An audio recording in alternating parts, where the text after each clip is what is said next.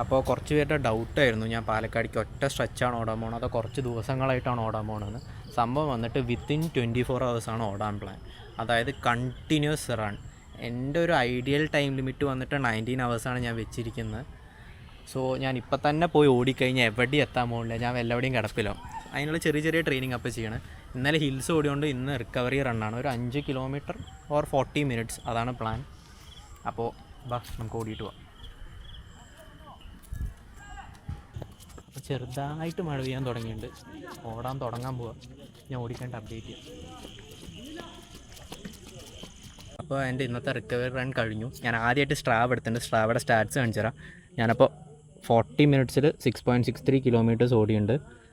ഇതെൻ്റെ മോഡറേറ്റ് പേസാണ്, ഭയങ്കര മോഡറേറ്റായ പേസാണ്. Zone 2 running എന്ന് പറയും. സോ ഇന്നത്തെ കഴിഞ്ഞു, ഇനി നാളെ കാണാം. Bye guys.